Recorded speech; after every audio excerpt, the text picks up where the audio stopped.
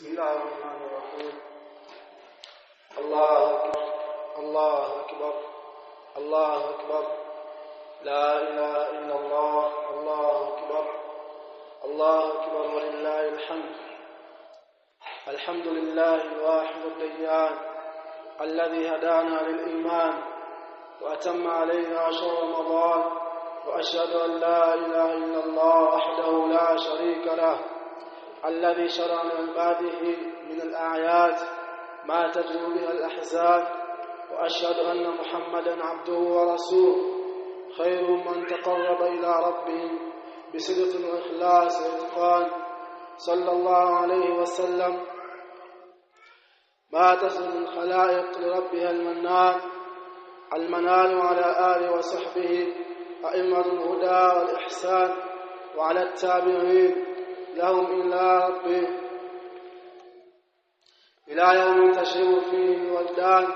أما بعد، أيها المسلمون عباد الله، أوصيكم ونفسي المقصرة بتقوى الله، فهي وصية الأولين والآخرين، كما قال تعالى في كتابه الكريم: ولقد وصينا الذين أوتوا الكتاب من قبلكم وإياكم أن اتقوا الله أيها المؤمنون عباد الله. Hakika tumefikiwa na siku katika masiku ya Allah subhanahu wa ta'ala matukufu, nayo ni siku ya Eid al-Fitr, siku ya kufurahi waumini. Allah subhanahu wa ta'ala amejalia Eid hii ni Eid ya Waislamu. Waislamu nao watakikana katika siku hii wafurahi, na furaha hiyo ni furaha ambayo inatakikana iwe katika mwongozo wa sheria, si furaha ya kumwasi Allah subhanahu wa ta'ala, bali furaha ambayo inaendana na sheria za Allah subhanahu wa ta'ala, kwa sababu furaha hii ni furaha ya ibada. Kwa hiyo sasa lazima furaha hii iwe ndani ya mwongozo wa Mtume Muhammad sallallahu alaihi wasallam.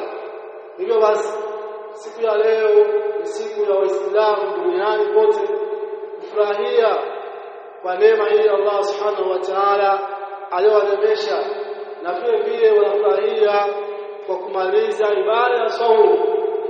Tulikuwa katika mwezi mtukufu Ramadhani, hivyo basi tunafurahia kwa kumaliza ibada hiyo. Vile vile tunafurahi kwa kumaliza qiyam, kisimamo ambacho kilikuwa kinapatikana katika mwezi wa Ramadhani. Allah subhanahu wa ta'ala amesema: qul bi fadlillahi wa bi rahmatihi fa bidhalika falyafrahu wa khayrun mimma yajma'un.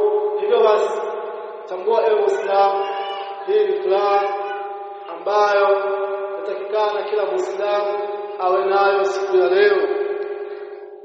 Ndugu zangu katika imani, tulikuwa katika mwezi wa Ramadhani, mwezi ambao Allah subhanahu wa ta'ala ameufaradhisha kwetu sisi, na lengo ya mwezi huo ulikuwa unatujenga sisi katika imani, ulikuwa unatujenga sisi katika uchamungu.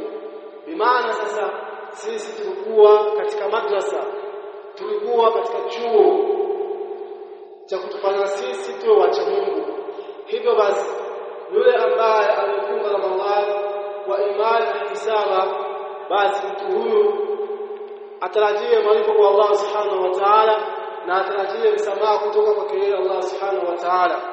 Na yule ambaye kazembea katika Ramadhani kapata hasara, basi mtu huyu afahamu kwamba yeye katoka patupu. Kwa hiyo sasa kitu gani kinapata baada ya Ramadhani? Madha baada ya Ramadhani? Kitu gani kinapata baada ya Ramadhani? Baada ya kuonesha juhudi kubwa, baada ya kurudi kwa Allah subhanahu wa ta'ala. Kwa hiyo sasa kitu gani kinapatia baada ya Ramadhani? Je, juhudi ambazo tulikuwa tunazoonyesha katika Ramadhani, juhudi katika ibada, tukiswali swala tano kwa jamaa na sunna zake, tulionyesha matendo mema katika mwezi wa Ramadhani, tulisaidiana, tulihurumiana. Sasa ni kitu gani kinapata baada ya Ramadhani? Je, mambo ambayo tulikuwa tukiyafanya katika Ramadhani katika toa mbalimbali na kujiepusha na maasi, je, mambo hayo tuachane nayo au tuendelee nayo baada ya Ramadhani? Ibadallah, yanbaghi alla yakuna Ramadhan musima muakkata litaa. Ewe Muislam, yatakikana isiwe Ramadhan ni msimu maalum wa ibada, msimu maalum wa toa za Allah subhanahu wa ta'ala, kwamba Waislamu wanajalia Ramadhan ndio msimu peke yake wa ibada. Kwa hiyo baada ya Ramadhan zile ibada na kule kujikumbusha kwa Allah subhanahu wa ta'ala kunaishia hapo. Usiwe hivyo, bali hakika yule mwenye akili alitumia Ramadhan kama fursa na madrasa ya kurudi kwa Allah subhanahu wa ta'ala na kudumu katika toa ya Allah subhanahu wa ta'ala, kuonesha maisha ya mwanadamu yatakikana aishi kama alivyokuwa akiishi katika mwezi wa Ramadhan. Aliishi akifanya ibada. Hayo ndio maisha ya Muislamu kila siku, kwa sababu Allah subhanahu wa ta'ala amesemaje katika Qur'an, wama khalaqtul jinna wal insa illa liya'budun, sijawaumba majini na watu isipokuwa kwa ajili ya kunyabudu. Kwa hiyo sasa lengo la mwanadamu kuumbwa kuleta katika hii dunia kwa ajili ya ibada, kumpekesha Allah subhanahu wa ta'ala, kutomshirikisha na kitu chochote, kumwelekezea yeye Allah subhanahu wa ta'ala ibada peke yake. Sasa kama mambo haya tulikuwa tukiyafanya katika mwezi wa Ramadhani, sasa yatakikana tuendelee nayo katika miezi mingine, kwa sababu Mola wa Ramadhani ndio Mola wa miezi mingine. Kwa hiyo sasa ibada ambazo tulikuwa tukizifanya katika Ramadhani tuendelee kuzifanya. Mola ambaye tulimwelekezea ibada katika Ramadhani, tukamlilia, tukamuomba msamaha, tuendelee kumuomba Mola huyo wa Ramadhani, tuendelee kumwabudu Mola huyo wa Ramadhani. Anasemaje Allah subhanahu wa ta'ala akimwelekeza Mtume Muhammad sallallahu alaihi wasallam, wa'budu rabbak hatta ya'tiyaka al-yaqin, muabudu Mola wako mpaka ikujie yaqin, mauti. Kwa hiyo endelea katika ibada za kumwabudu Mola wako mpaka ukujie kifo. Kwa hiyo kifo ndicho ambacho kinamtenganisha Muislamu na ibada. Bimaana sakishakufa ibada, matendo yote yanakatika hapo. Kwa hiyo Muislamu zinduka, tuendelee kumwabudu Allah subhanahu wa ta'ala mpaka kifo kujie, kwa sababu tutambue kwamba tunayoyatenda katika ulimwengu mazuri au mabaya tutakuja kulipwa. Na Muislamu akaye akikumbuka kuna mauti, asisahau, asighafilike na kufa sikustareka, bali hayo ni maisha mengine. Kama yalivyokuwa maisha haya yameisha, umeingia katika maisha mengine, na baadaye kuna maisha ya akhera. Sasa maandalizi gani, standard gani tuenda nayo? Ni maandalizi gani ambayo unayafanya kuelekea kwa Mola wako? Kwa hiyo sasa wewe Muislamu, dumu katika ibada kama alivyosema Allah subhanahu wa ta'ala, wa'budu rabbaka hatta ya'tiyaka al-yaqin, muabudu Mola wako mpaka ikujie kifo. Kwa hiyo isije katokea siku Muislamu akawa mzembe katika ibada. Aqulu ma tasma'un wa astaghfirullah li wa lakum fa ya fawzul mustaghfirin.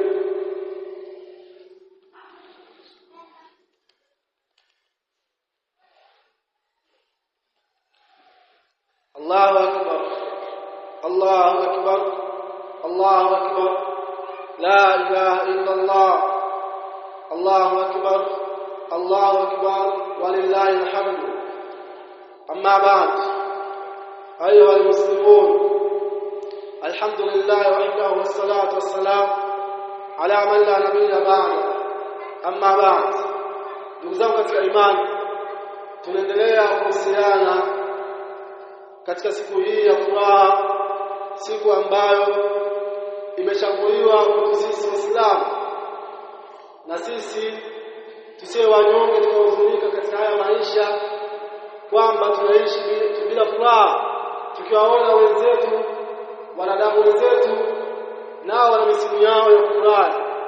Sasa Allah subhanahu wa ta'ala na hii sheria ya Uislamu nayo inatuwekea sisi furaha ambayo ni ibada kwetu sisi.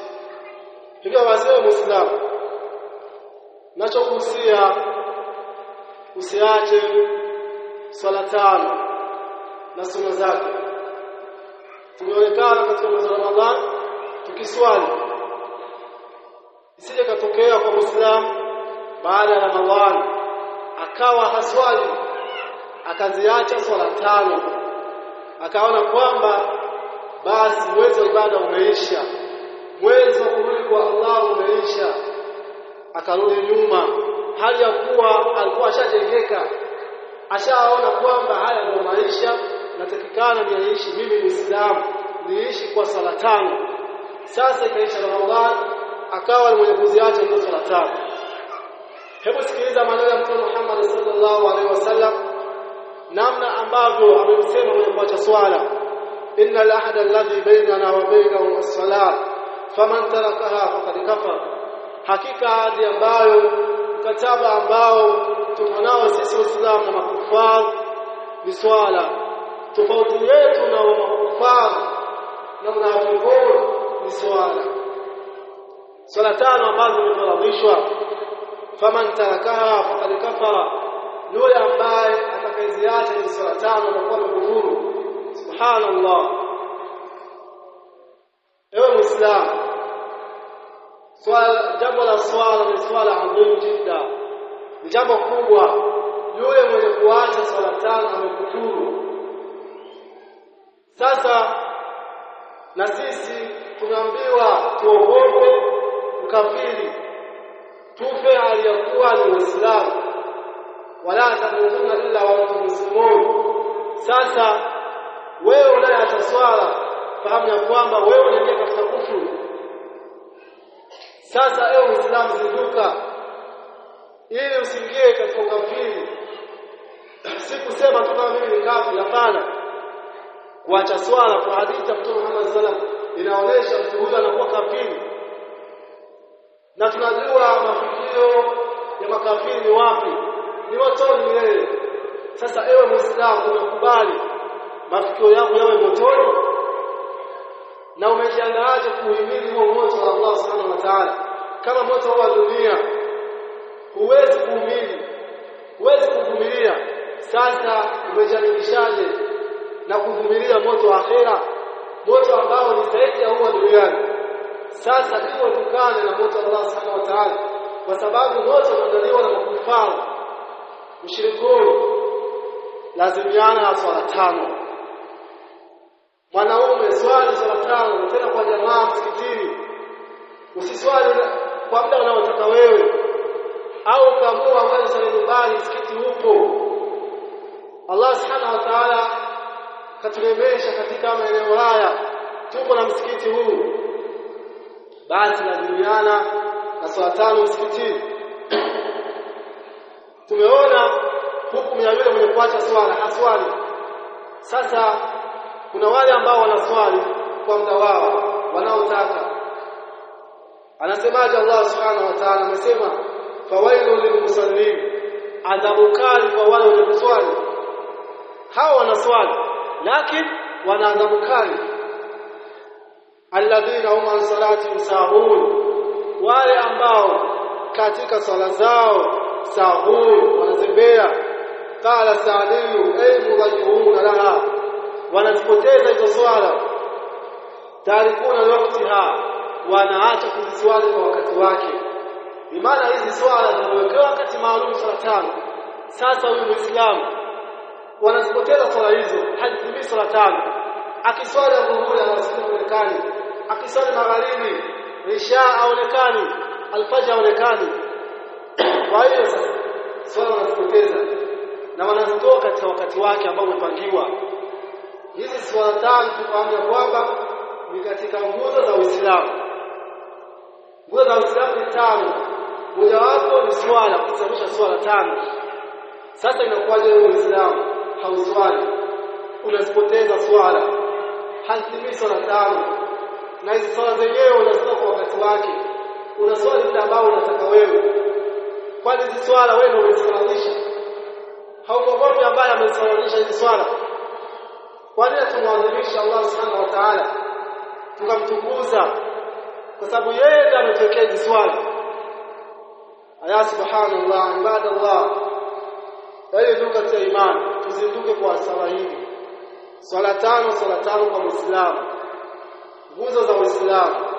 Sasa wewe ukiziacha, basi wewe unapoteza nguzo za Uislamu. Kwa hiyo tubaki katika Uislamu wetu ambao umesimama katika nguzo tano, tutekeleze swala zima la kutekeleza swala. Wanaume tuswali msikitini jamaa.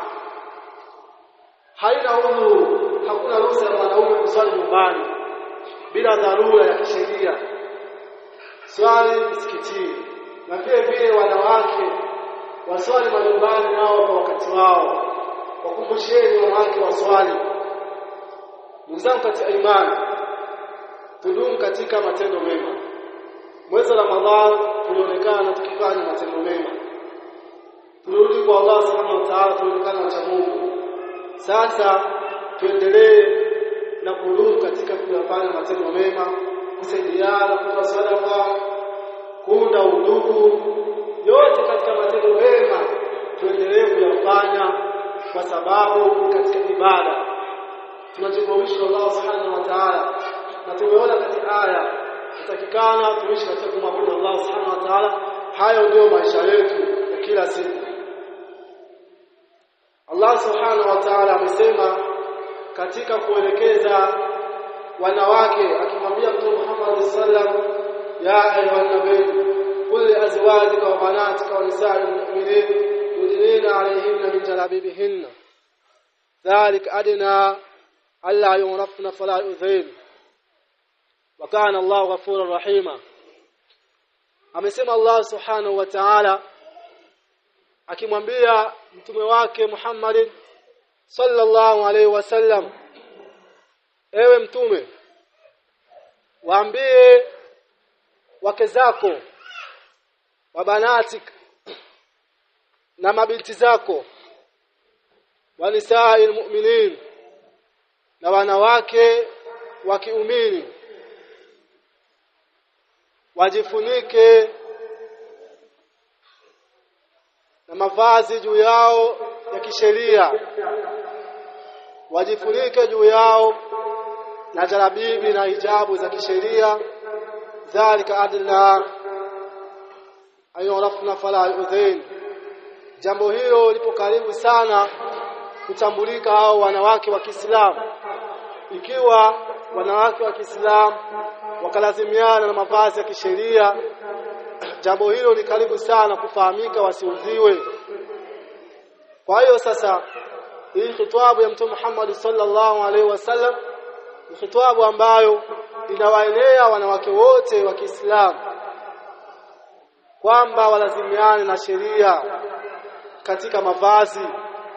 Vile vile zimekuja aya zikimuonesha mwanamke wa Kiislamu atakikana alazimiane na nyumba yake, asitoke utokaji wa jahilia bila kujistiri. Kwa hiyo ninachowahusia wanawake, shikamaneni na dini yenu, msiache dini yenu mkashikamana na mila ambazo si za dini yenu, mkawa wenye kupata mila za watu wakuja, watu wa nje walghaibuni, mkafata maisha yao wanaoyaishi na nyinyi mkataka muishi hivyo. Bali ishini kwa mwongozo wa Uislamu, ishini chini ya mwongozo wa Uislamu, huko ndiko kufaulu kwenu.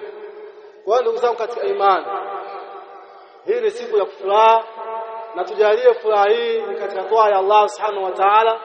Tusimwasi Allah subhanahu wa ta'ala, kwa sababu tumemaliza ibada kubwa. Kwa hiyo tumkabili Allah subhanahu wa ta'ala kwa kumtaja Allah subhanahu wa ta'ala, na vile vile kwa kufurahi katika mwongozo wa Mtume Muhammad sallallahu alaihi wasallam. Allahu akbar, Allahu akbar, Allahu akbar. Allahumma ighfir lil mu'minina wal mu'minat wal muslimina wal muslimat الأحياء منهم والأموات. اذكروا الله ذكرا كثيرا وسبحوه بكرة وأصيلا. وآخر دعوانا أن الحمد لله رب العالمين. اللهم تقبل صلاتنا وقيامنا وركوعنا وسجودنا. ربنا آتنا في الدنيا حسنة وفي الآخرة حسنة وقنا عذاب النار وعذاب القبر. اللهم إنا نسألك الجنة الفردوس وما قرب إليها من قول أو عمل. اللهم إنا نعوذ بك من عذاب القبر وعذاب النار وما قرب إليها من قول أو عمل. اللهم وفقنا بأعمال الصالح. اللهم وفقنا بأعمال الصالح. اللهم إنا نسألك حسن الختام. اللهم إنا نسألك حسن الختام. تقبل الله منا ومنكم صالح الأعمال.